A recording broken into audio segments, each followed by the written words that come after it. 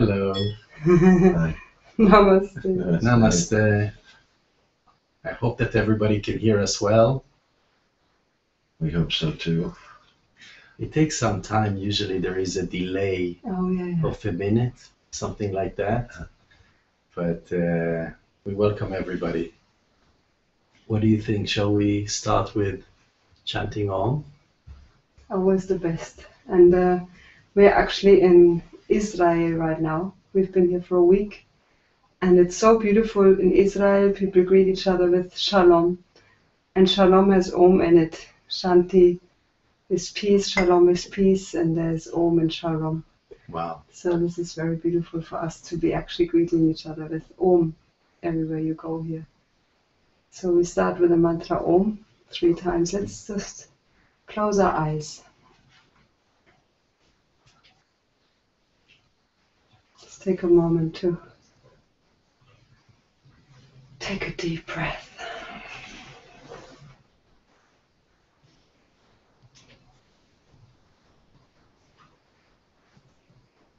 Just breathe in and breathe out.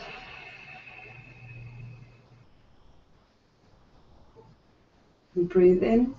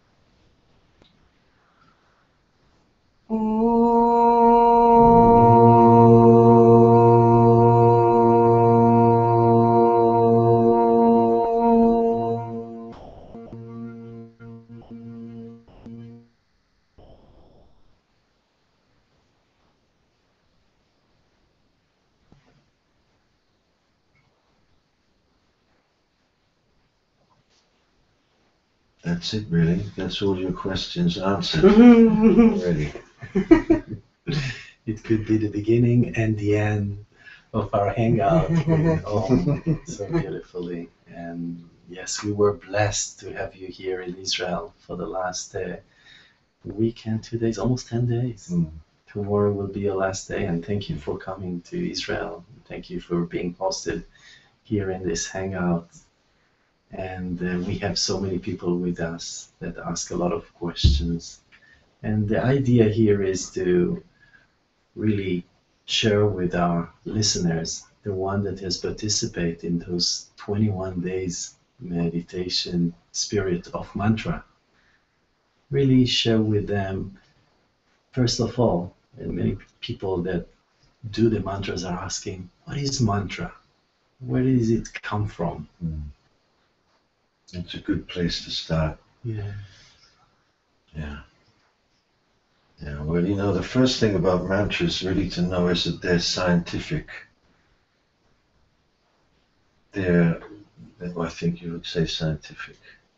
Yeah, but I feel the science came later because the origins of mantra is very hands-on, practical, experiential.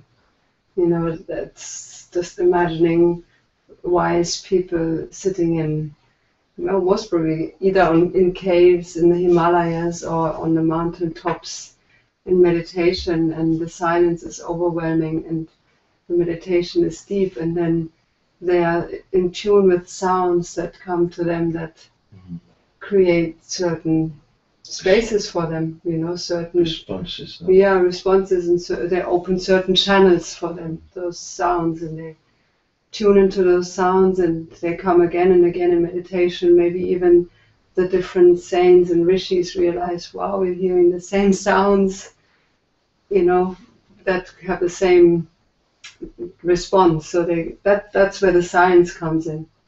And then how can we create those sounds? Maybe they even try to make those sounds with their voices to each other to, you know, compare notes, you know. And then how does that sound? Oh, when I make that sound, I can put myself in that space.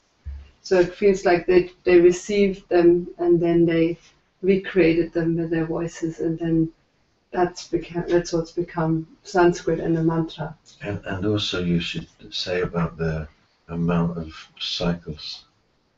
Yeah, that's where the science comes in. Like, Yeah. then you have the sound, but then what do you do with the sound? How many times do you repeat it? For it to really, Yeah. for it to have any obvious effect. So do we know where the 108 came from? Yeah, we do. It's also scientific. Also scientific. It's from they say in the Vedic scriptures, it's way back there, no? Amazing. Mm. Yeah. We say it in the mantra meditation journey too. The 108 energy channels in the body that can be filled out with the vibration of the mantra. Mhm. But 108 has so many auspicious kind of sacred geometry, sacred mathematic implications. You know, it's a very beautiful number. Yes. Mm. And some of our listeners has asked us, on top of the 108, what's the idea behind 21 days? Oh yeah. I always have loved 21. Mhm. It's always, you know, our Guruji Osho, he was born on the 21st of March. He got enlightened on the 21st of March. And then, you know, solstice is usually on the 21st. And 3 times 7. 7 is always a very auspicious number. It's like, it's a cycle. It feels like a cycle. And I heard that it takes 21 days to create some new habit. Yes, exactly. So that's good, you know, because we're such habitual creatures as humans. So the more we can help each other to get into good habits, the better, no? Absolutely. And when we create a habit, you know, few of our listeners ask, when is the best time to do the mantra? Is it when we wake up? Is it during the day? Is it in the evening before we go to sleep? Is there a, you know, ideal time for mantra? There's no time like now. I always Really. agree with that. You know, sometimes it's good to, for me what happens, if I wake up in the night, that's my time with mantra. It's good to experiment with chanting the mantra before you go to sleep. Mhm. Well, you know, it's different things. It's also, you know, to wake up in the morning and chant your mantra and begin the day connected in that way. So there's no, you know, I think we're pretty much after the traditional religious road, me and Deva. I think once Deva started chanting the Gayatri mantra, we already crossed a few barriers that we didn't actually realize were there. You know, I think on a traditional level. So once when mantras were only available to be whispered from one guru to the devotee, now in this age of information, you know, we can Google your, you know, we can Google your mantra and be the light unto yourself. You know, you now have the possibility to be your own guru and take responsibility for your life, you know. And so once you get to that, then you start to see the power of the mantra, and then you know when the right time to chant is. And how should I choose the right mantra for now? In the 21 days, we have a mantra for a day, so it's easy. It's been chosen for us, and it's amazingly the right mantra for the right day. But on a daily basis, from Sunday, Monday, how should I choose the right mantra for me for today or for a period of time? I mean, there's different ways to approach it. One is just to follow your feeling and see what happens, what you chant, what you suddenly remember, and then that's maybe the one. Mhm. then of course you have a certain issue, you might have a certain issue that you would like to bring light to, and then you choose the mantra that focuses on that issue. What kind of issue? Any issue, like you want to focus on your physical healing, Yes. or you want to focus on bringing more peace into your life, or more love into your life, or more creativity into your life. Help you with learning, help you with connection with children, like it's pretty much endless. Or you say 21 days, I'm going to go deeply into one mantra, or not even just 21 days, forever, like Gayatri mantra, enlightenment, Yes, I want to just, keep that with me and make that my companion. So what I always know is that there's nothing, we can't chant the wrong mantra, it's like, so It's always the right one. yes, so whatever makes us be joyful, that's the right one. As soon as it becomes a task or something serious, It's or time to change. or not doing, because it always just builds kind of spiritual muscles, when you do something that you don't really like, and it doesn't. The whole point is to be in the moment and to be with your full heart in it, and whatever that is. So we kind of have right now a library of mantras, 42 from our programs, and in your disc so many for almost every state of mind or wish or condition that we want to focus on. And we have the power and the will to choose the right one for us and chant it 108 times. Not just to listen to your beautiful voice and enjoy the mantra, and it works. It feels so good after that. I saw that there was somebody asking what's the difference between chanting it myself and just listening.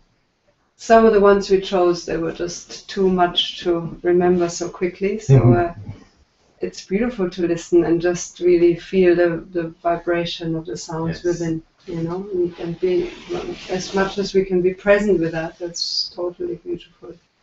There's actually 3 different ways of chanting mantra. One is out loud, one is kind of silently, but you're still moving your lips, but you're not making the sounds, and then there's one totally within.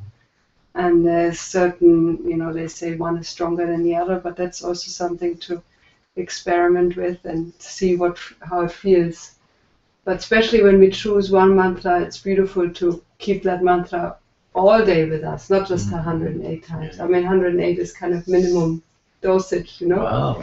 So whenever we remember, let's come back to the mantra, in the shopping cart, and in the supermarket, or in the car, or just remember the mantra, because we think so many things we don't really need to think during the day. We don't need to focus on.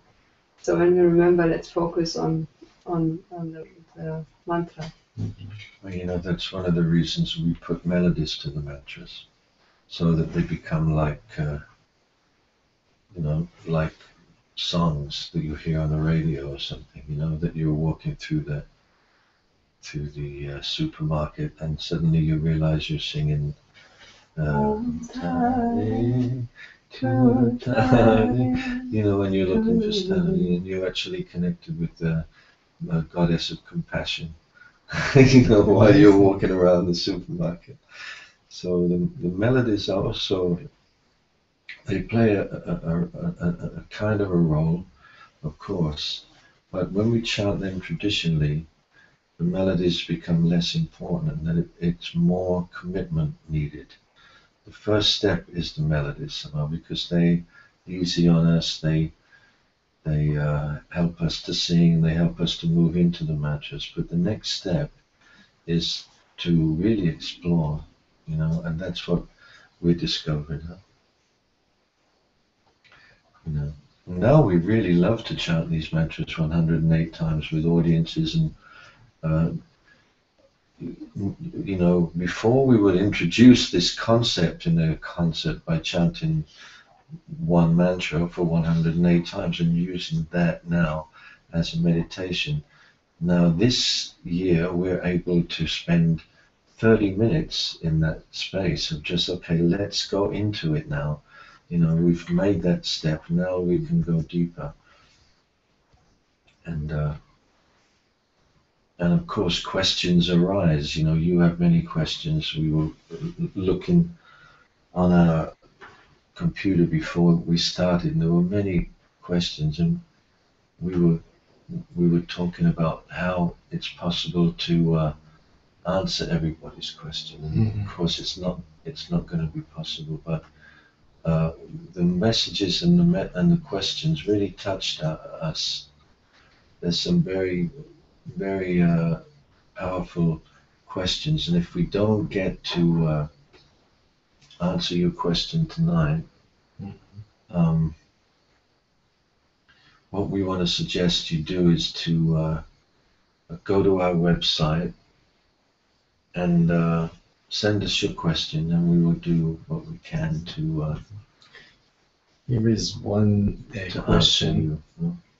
Yeah, here is one question from Elizabeth, who is asking, is it better to focus and be still, or is movement okay when I do the mantra? I just so much would trust myself, you know, like what brings me most in the moment. How do I feel? Do the same mantra one time with movement, one time with stillness. See how you feel, how it moves you, how it brings you to stillness, how it brings you to peace. For me, in a way, why I feel the mantra the strongest is in the silence that follows. You know, that space where I just sit and I almost don't even have to breathe. You know, nothing moves, but on the other hand, everything is totally alive and silent. Yeah. And when is that the strongest? You know, like you can try it out and trust yourself and Basically, find your way. We want to come to a point of stillness. So even your movement and your dance, which is absolutely perfectly right, needs at some point to come to a point of stillness. If we use the body to somehow,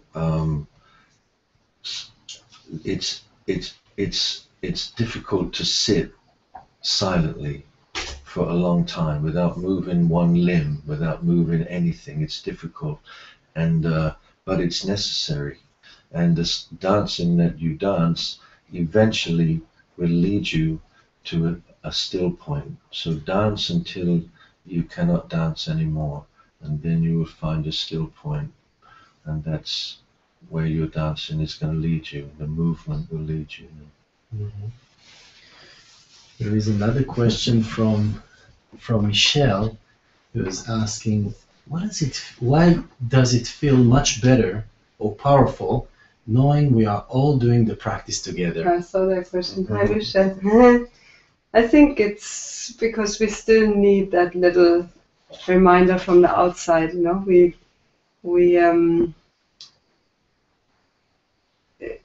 I think that's my idea. Who knows what's true for you? But that we still, the mind still needs to know that. You know, we don't trust it. You know, we still, when somebody tells us from the outside, oh, this everybody's doing it together, we know it, and then we trust it. You know. But I think as we become more and more tuned in, we don't need to be told that. We just feel it.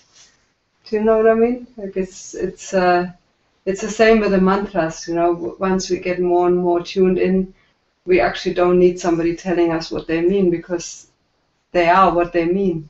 You know, but we are not quite that sensitive yet, and I include myself, of course, in that. That we still need that little help. You know, little. Pointer, yeah, you know, we are all doing this together, and then I feel like, oh yeah, we're all doing this together. But it's more and more to trust ourselves and feel connected within all the time. That's what I would say. What do you think? Oh, I mean, I think it's amazing that we're such a big family, and it's good to know about it, and it's good to tune into it. And I think it does give us a feeling of encouragement that we're not so isolated as we might imagine we are, you know, and it's easily to get isolated in this world, and to have the feeling that you have a key, even in your isolation, you have a key to freedom through the mantras. If you have the mantra, you have a key. Use that key, means chanting the mantra, and you will arrive back into a place of stillness and inner peace. That's where the mantras always lead. No matter what mantra you're going to chant, they all lead to a sense of deep inner peace. And that's why Deva and I chant. It's a constant movement in a world which is somehow under the radar, you know. It's kind of not the usual life that we live, and it's the mantras have taken us to. What is it? Where are you going with this? No, I'm just from the question. From where we were with the question. Oh, I was coming. I was just. I was on the way around. You're going a long way around. Totally lost my thread now. You know, I was just being told that more than 1,000 people are now with us right now. What a power! Namaste. I'm sure it's 1,008. Thank you. 1,008. Yes. And at the same time, up till now, on this 21 days meditation challenge, we're almost at 300,000 people in all the two programs that we have created, the first one and the second one. And this is amazing with so many people chant and you know, they take it to their families, and the influence of this on the world. We already seen it here in Israel, where in those 3 events that happened here, the concerts and the seminar yesterday, and even Wednesday night when we saw Muslim and Jewish and Christians all sitting together, all chanting together, Om Shalom, Om Shanti Om, Om Salam. Om Shanti Om. It's so amazing, and we have right now with us people from Thailand, from UK, from US, from Sweden, from Canada, Croatia. 200 countries have participated. People from 200 countries participate in these mantras. You are talking about the source in the Om that unite us all, because we are all one in your songs. How can people, you know, continue to have this feeling of unity in between? Chant the mantra. Chant the mantra. That's just all. That's the only answer we have. We even offered people to group together, 2, 3, 4. Yesterday you've talked about that, and continue to do the chanting in a group where it's easier. Yeah, we've had so many beautiful communities come into being through that we said, just, you know, invite your friends every 2 weeks for a 1-hour meditation where you use our CDs, or you just do it yourself, or you have somebody playing the music, and just either just chant the mantras, which is very simple, or use also the melodies, and then it is a magnet, you know, so more people come, or you attract musicians, and we've had beautiful communities happen in many countries just through that, you know, where then the living room gets too small, and then, you know, you came here from Russia, where, you know, Kiev was amazing. Yeah, Kiev and Moscow, it was beautiful. Like how many people? 4,000. Yes, in Moscow. Amazing. Beautiful. Yeah. I mean, I also see the question, what's the power of chanting in a group? It is so powerful because it's the time when we are breathing in unison, breathing in synchronicity. You know, we're all in the same rhythm, and that's very unifying. It's like doing pranayama, you know, like doing yoga, breathing exercises very effortlessly because you just sing, and that is the pranayama, that is the certain rhythm of breathing, and you do it together. And it's always stronger together, you know, it's also more supportive. It's maybe easier in the beginning to do it together. It's such a great way to connect beyond words and beyond the social, you know, especially mantras for life. I think I should make a point of it. Yes. The Mantras for Life CD was made really to chant communally and to use it as a meditation for 1 hour. You put it in and you chant with your friends. All the mantras went for 1 hour. And it's beautiful. It's as if that people who are chanting with us from the CD create the circle. They complete the circle. When you chant with us on the CD, a circle of energy is completed by you chanting in your room with 2 friends or something. It's really so beautiful and so strong. And people are asking, is it better to sing it out loud or in your heart? Yeah, we already talked about that. Yeah. That there's the 3 ways. So, you know, there is no better way, as you said. You know, do it all, because otherwise the mind always says, "Oh, I can't do it out loud now, so I can't do it right now." You know, like everything is good. You know, the more you do it, the more it's good. You know, and the only reason to when you internalize it and to make the sound, to make the sounds on your lips, is so you don't fall asleep doing it.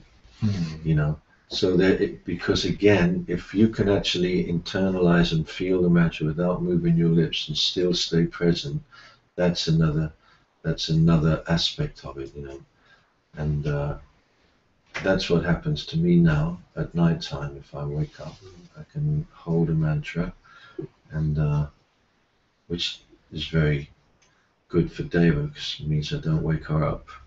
But also, I was just reminded that it's very important and very interesting that one of the benefits and effects of the doing the words and using your mouth is that your tongue touches your palate at certain parts of the palate, you know, and that creates certain connections, certain energetic connections, and that's the power, and that's the effect. And they also say that actually with Native American language or with Arabic, you know, Sufi Islam prayers, Muslim prayers, and with the Allah, you know, the El. So it's good to make it also really with your mouth and form the words with your mouth. Some people are thinking of themselves as beginners, and they're asking, is there a beginner's mantra, or, you know, we can do everything? What would you recommend for beginners? One that this is their first introduction to mantra. I mean, if we're beginners and the words are just so unfamiliar to us that it's difficult to remember them, then start with Om. You know, Om. It's easy. Like the first program, start with Om. The second one is Om Shanti Om. Shanti Om. And then if you can do that, then Om Shanti Om, which is 2 words.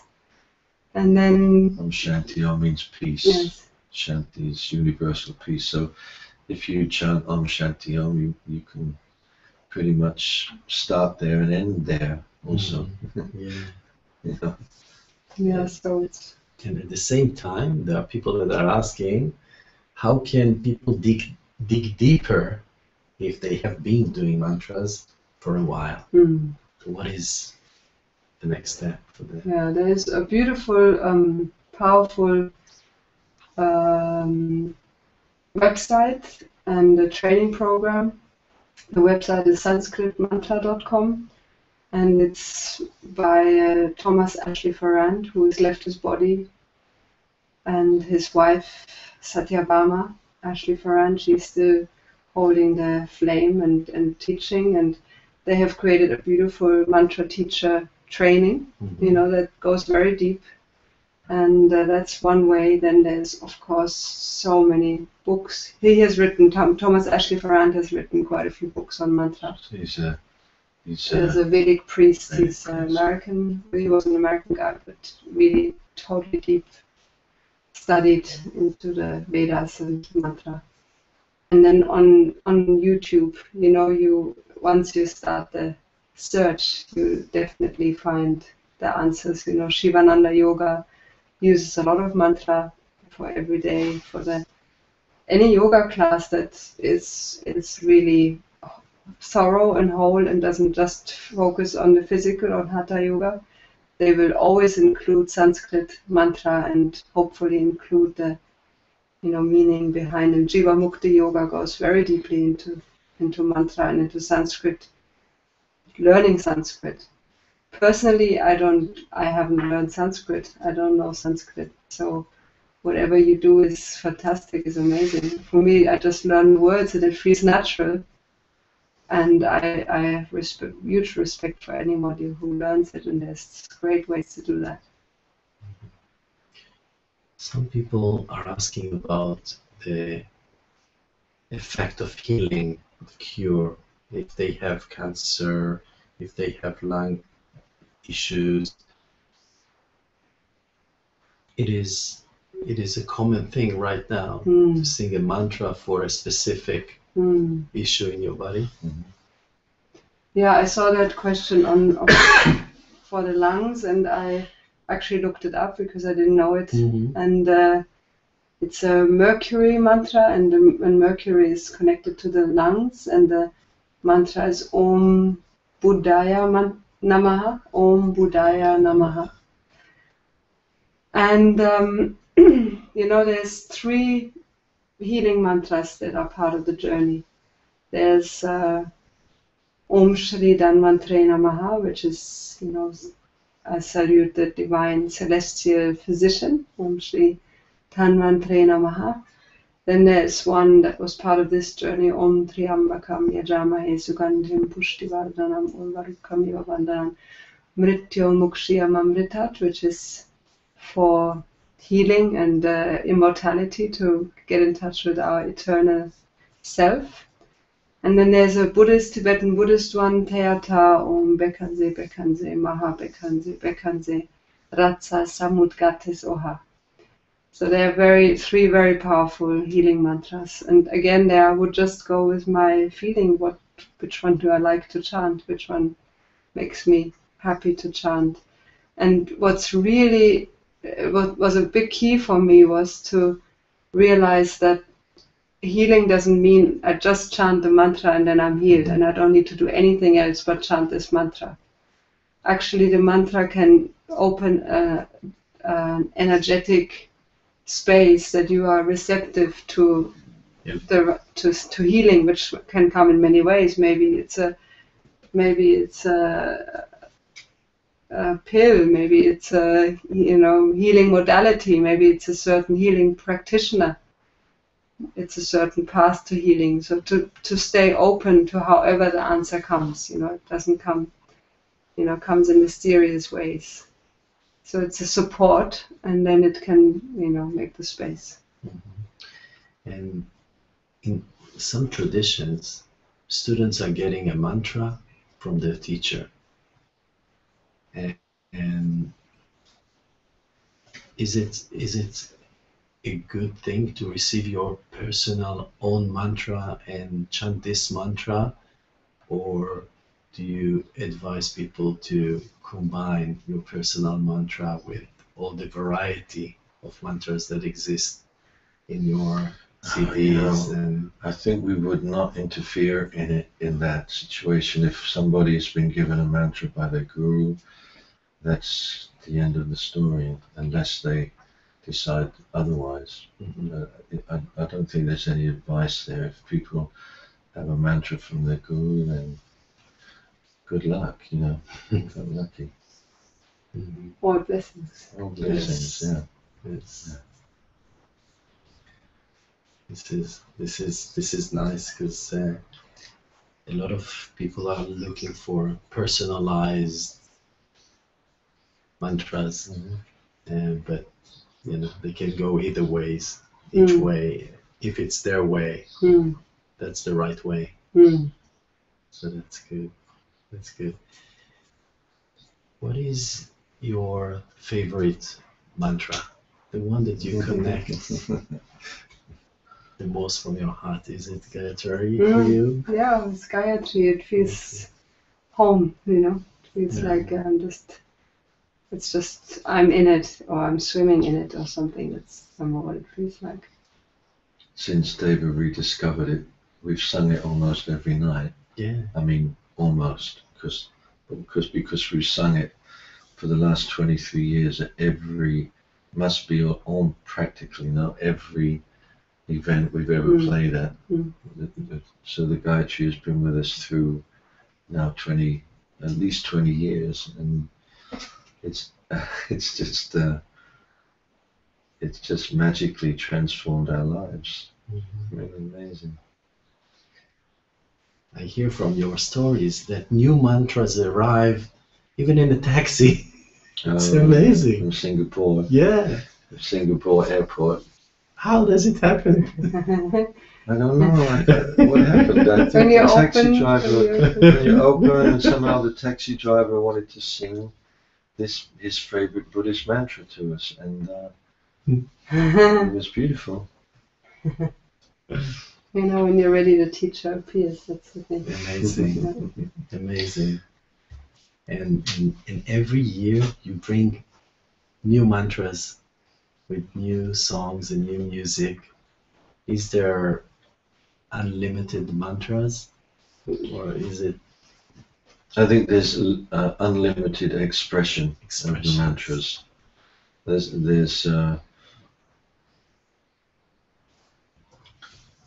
yeah. It's really delicate because to put music to the mantras, they have to. It's such a delicate thing, and we have a few friends apart from Miten, when Miten composed the music. Few friends who are very tuned in and who somehow can enhance the space of the mantra with a melody, or convey the space of the mantra with a melody. And then there's other melodies when you just know they're just not in the mood, you know, it's not the right mood. So to find that dance, you know. But mantras itself, there are quite a few more. I think we're not running out yet. No, we're not, no, for sure. Because, you know, every time it's like rubbing a genie lamp, you know, and the genie comes out, and every time the genie appears, you go on a ride, and that's how the mantras are. Whenever we bring them out of the lamp at a concert or workshop, we have to hold on because we just don't know where they're going to go. That's the beauty of it. So every time we have a vague idea, like maybe musically we may have a structure, but beyond that, we're in the hands of the energy of that particular mantra. So every time we play it, even though we may play it every night for years, every night becomes a totally different experience of the same piece. That's true, it's good for you too. So, you know, they're alive. They're the Sikh Kundalini people. They see their mantras as living gurus, like actually alive spirits, which they are. It's a nice way to see it, because once you invoke the mantra, you are in its power, you are in its presence, and if you can find that space, if you can give yourself to the space, then again, what happens is we arrive where we began it, but in a deep space of stillness, a still point where we can live. It helps us to live in the world, whatever's happening in our lives. There's a place we can go that is absolutely ours, and it's absolutely peaceful, and there's no conflict.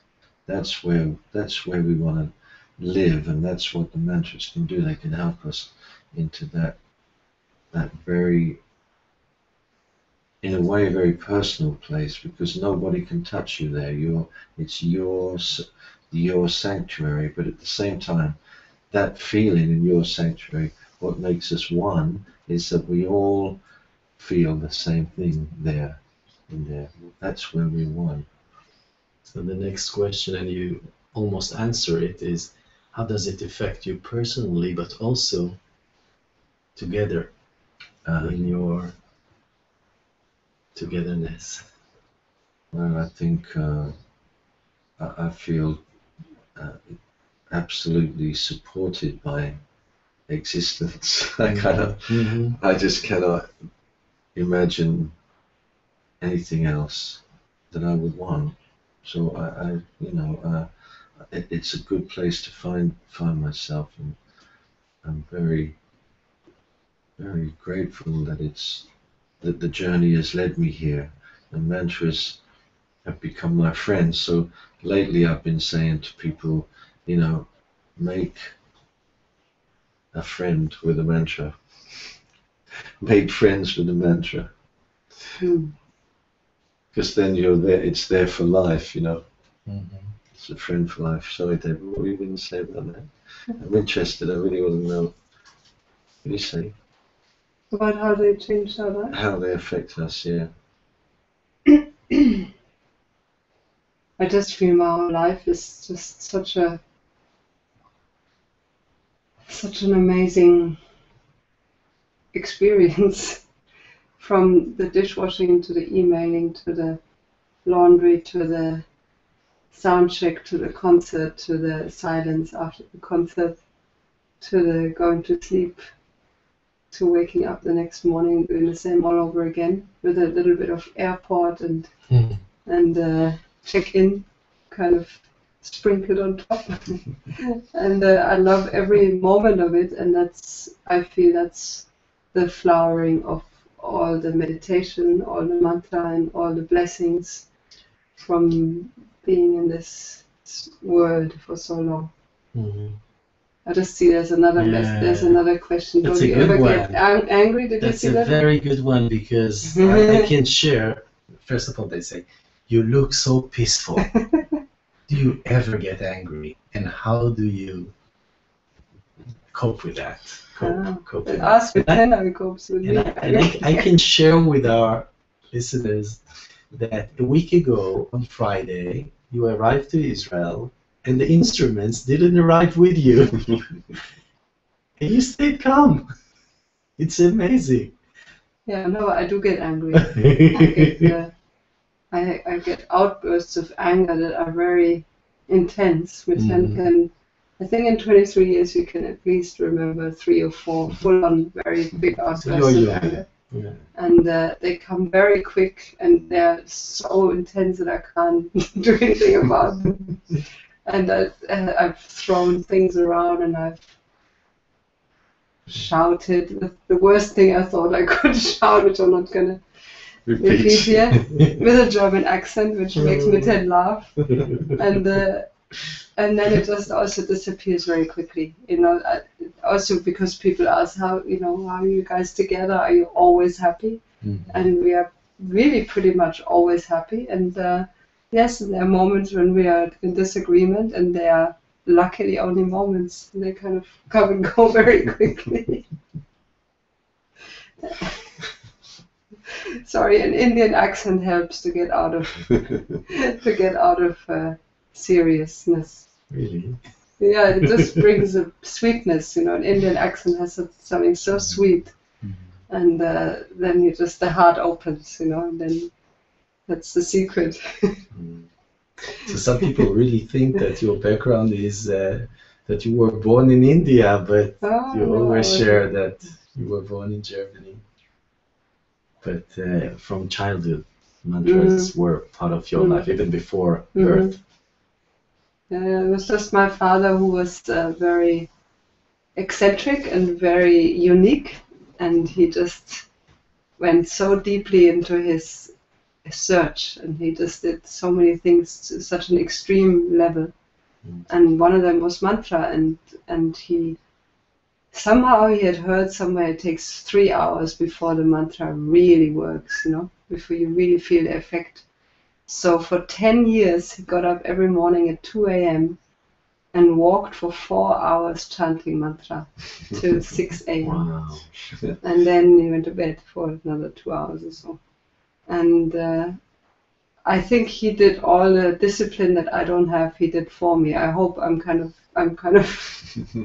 banking on his discipline that it overlaps into my karmic account because I don't have that kind of discipline. But he and it's also very, very strong because obviously I'm German, he's German, and I grew up in Nuremberg, Germany, and Nuremberg has always been so connected to Hitler and that whole terrible part of German history. And he actually chanted mantra walking around the city walls of Nuremberg 3 times every night. So it feels like for me like he blessed or healed or did his part. May all our words, actions, and thoughts contribute in some way to the happiness of all beings. He did it this way. Chanting mantra around the city walls of Nuremberg for 4 hours every night for 10 years. So yeah, and then he this is a great part of the story really, and then his second daughter is born and he gives her the Gayatri mantra, which gets carried all over the world by his daughter through him. And again, another beautiful feeling of expansion and abundance of the heart. So it's a very beautiful, poignant story. And when he died, left his body. When he left his body,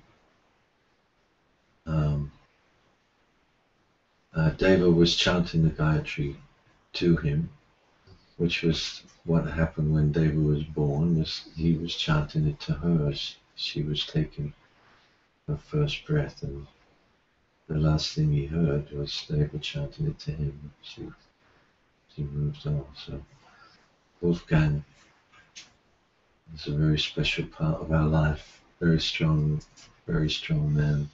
And humorous, yeah. He's a crazy guy, yeah. He was not crazy, but humorous. Artist. Crazy. Yeah, nice one. He was a painter. Mm-hmm. He's not just painter, sculptor, and creator of all kinds of, all their furniture was made by Wolfgang. There was no 4-legged chairs. Everything in Deva's mother's apartment is on the floor, and he would have bottles, wine bottles that they would buy, and then for the wine, and then he would cut the glass and round the glass off so that you didn't waste that. That's now you have a very good glass, things like this. So he's always making things and doing things, and always aesthetic, very, very charismatic and energetic, beautiful art. When he died, it felt like we were going through Picasso's, Van Gogh's kind of, studio and discovering all these books and notepads and things that we didn't know he'd left, and it was amazing. You are some kind of ambassadors of the world. You travel the world all the time with no personal house somewhere in the world, and you do it for many years. How is it to be, messengers, ambassadors of peace and mantras? I just want to say a big, huge thank you to Bharat Mitra in Bhavani, in whose office we're sitting here in North Tel Aviv, and they are doing amazing work with Organic India, and they're sponsors of our US tour. And we're so happy that we can support them as they have supported us with their amazing work with organic farming in India.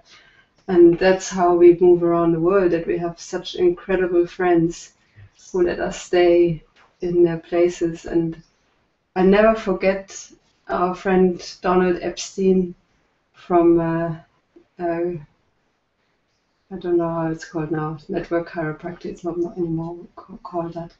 Anyway, Donny Epstein once said, abundance is not necessarily owning it, it's just having access to it, and we have access to a beautiful world that is just carrying us from so many different places to so many other different places that are beautiful. And I'm happy that we don't have to decide for one place, because there's such precious community all over. And every concert feels like a reunion, or like a family coming together again. And this feels like we are home, and we are home in our community, and we just travel to different parts of the community. So we don't feel ever homeless. We always feel like we're at home and part of, and so we are. As we were in Osho's ashram, we're the musicians for the gathering. We facilitate the gathering. We're not performers. We don't see ourselves as performing or putting on a show. We feel like we're musicians who come together at a spiritual gathering to facilitate the musical part of the gathering. That's how we see ourselves. So we're there, the gathering is there, and we chant. And I heard you both say, whenever Miten is or Deva is, it's our home. Yes, we said that too. But it's really wherever we are, that's our home. Exactly. For sure, home is where the heart is, and I've never felt. In 23 years of traveling non-stop, the last time we were living in one place for 6 months is 20 years ago. Wow. And that was 6 months in one place. Since then, we haven't spent anywhere longer than 3 months. And in all those 20 years of constantly traveling, I think I felt homeless maybe 3 times, where we somehow were staying somewhere where we just didn't feel comfortable. That travel between, events by a very small car with everything in it. Amazing. And, I know that I promised you that preparing the mantra meditation journey will not be so difficult. And in reality, you spend a lot of time and effort in creating the first journey and now the spirit of mantra. How do you do that? Is it a lot of rehearsal, learning, or you just connecting and you become a vessel of this knowledge and information about the mantra and of course the mantra itself? How does it work? I mean, it's basically a different expression of the same thing that we do all the time, which is just hang out with us in the kitchen and we just get into it together, and it's a friendly gathering. It's not a teaching, you don't get that much knowledge, it's really not about we're not pundits, we're not going to give you a lot of information. So always our path has been to experience rather than to understand with the head or to accumulate knowledge. And that's how we approached the mantra meditation journey too. We sat in our living room together, put the mic between us and tuned into the mantra and just hung out together. Some incense and a candle. Yes. And we had to pull all the curtains so nobody could hear the cicadas outside. And then we would just sit there, and Deva would bring the mantra for the day, whichever one, and we would just talk into the microphone. Sometimes very hilarious things happened. And of course, then we cut them off. Yeah. But people love it and appreciate it. Yeah, we did too, because it also made us take a deeper look at the mantras, Mm-hmm. And neither of us are students or pundits, you know, like Deva says with the mantras. So your inquiries and your participation is also a gift for Deva and me, because it helps us to explore deeper and go deeper into them. I see people are asking, how can they continue to enjoy those mantras? In the first program yesterday, we were asked by that, and the second program. And first of all, for the first program, we have an app for iPhone. It's free app with 2 meditation, free for everybody. And if you enjoy it and you want to practice all the mantras, you can buy it, either the one that you love or the whole thing. So this is one way. And another way is to just download the meditation. It's not for free. We let 21 days for free.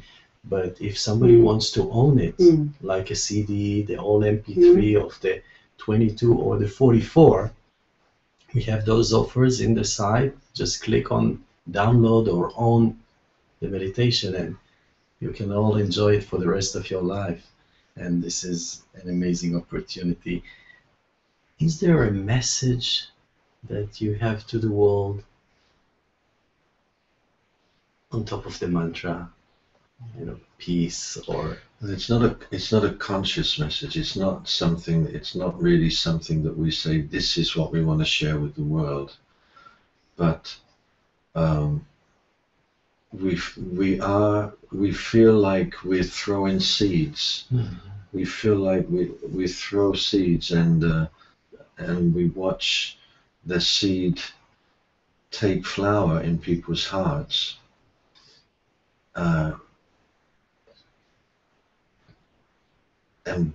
And bring joy, That's what we constantly are given to receive and to be witness to, and that is a sense of joyfulness and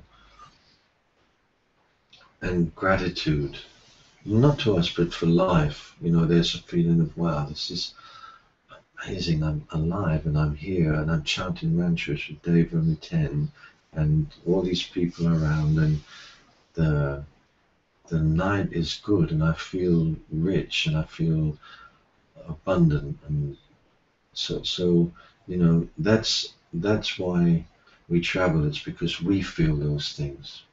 Amazing. And your message is also being sent by other mentors that we work with. They all use your mantras and your songs in their events. Since we do those challenges with many mentors, I can share with you, it's amazing how I meet you everywhere.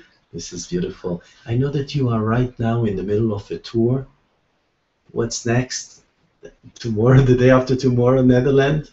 Yes, we're going to have 2 concerts in Almere and near Amsterdam. And then we go to Belgium and London. The next day we go to Antwerp. So this weekend, London. Yes, this weekend, London and Bath. And we're so happy. We have such a beautiful band and such a beautiful crew. We actually have been missing them for this week, so it's so nice to be back together. It looks like you are always with them, and it's a new tour with a new band. Amazing. And what's the plans for future? Do you plan, you know, for many years or just the next year? Usually just 1 year ahead, just because, I mean, you have to book venues and tours. And I don't ever have like a vision, like what I want to happen in the future. It just comes very spontaneously. Like you called us when we were in Victoria, Canada in 2012 or something, and then suddenly there's this call, and it's like, okay, we can do this. It's really important that we live like that. As being on the road, we have to live with the feeling of going with the flow, being spontaneous, and that's why we don't necessarily have the same songs or the same mantras every night or the same set list, or we have been lately, but it's good to always keep things spontaneous, and it gives a sense of freedom. When we were in St. Petersburg, we invited these 2 musicians to join us, fantastic Indian classical musicians, and we have the freedom, Deva and I, the way we live, to say to those two musicians, would you like to come to Amsterdam and play with us in Amsterdam? We can do that now. You know, we have the way, we have financially that we can say that to two people in St. Petersburg and know that everything will be smooth, and we can give these two great musicians to the people in Almere, in Amsterdam, when we play, and it will be a more abundant gift for everyone. We have to keep everything free flowing and moving and traveling. Of course, that's a perfect way. You can't hang on to very much. And the gifts people bring, it's very good if you bring small gifts. We're very grateful for small gifts. Or no gifts. But no, you don't have to bring any gifts, but it's so sweet. No, but we got such an amazing gift in Russia. Painting like this big. Yeah. I mean, really beautiful painting. Wow. But it's very sweet. And then we got, in Russia, we got a miniature, like two dolls that looked like Miten and me, kind of sitting next to each other out of felt. Very, very sweet. I mean, it's very sweet. So Deva's mother, you know, her house is getting fuller and more full and more full with pictures and And I know that the best gift that you ask the crowd to give you is silence. Yes, Usually. that's the most precious. but it's not a silence of the graveyard, you know. No. That's really, it's a silence of Gratitude. ecstasy, and yeah, you know, it's a place where we really can disappear into and feel a great spirit in everybody and everything. We are so grateful for you, for first of all being in the world and supporting so many people and being here with us. It was amazing to experience you as people, as spirits. And it's an opportunity to say thank you, Janet Atwood, for introducing us. Janet. What an amazing J.O. woman. Thank you, Jenny. And we really look forward for our next program and for your next visit. And what mantra or song will be perfect for now? Would it be Om Shalom Om or, Oh, yeah. or anything that you feel right for? I'd just like to end together with the one we started the journey with, Sahana Vavatu, Oh, perfect. because it's a mantra of togetherness, of celebrating together that we are nourished and that we are protected and that we create beautiful things together. And since we will end with silence, it's a great opportunity to say thank Yes. you, everybody, for joining us Thank and you being so with much. us today. We Thank love you. you. Namaste. Namaste. And then we can sing and chant Om Shanti Shanti Shanti together at the end.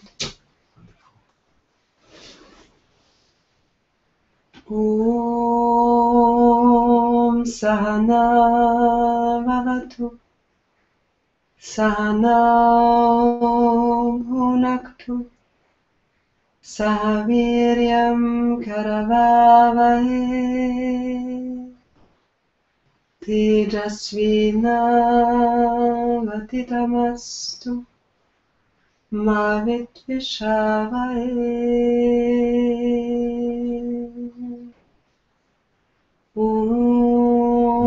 Om Shanti Shanti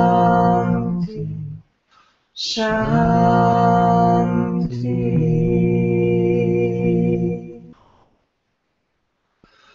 Om Sahana Vavatu Sahana Bhunaktu Sahaviryam Karavavahe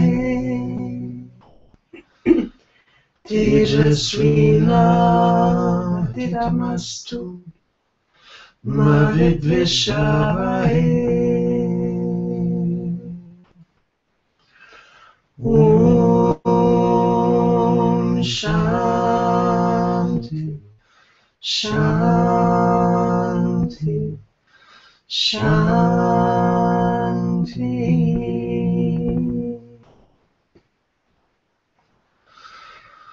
Om Shanavatu, Sanam Bhunaktu, Saviryam Karavavahe, Tejasvinavaditamastu, Mavidvishavare. Om Shanti, Shanti, Shanti.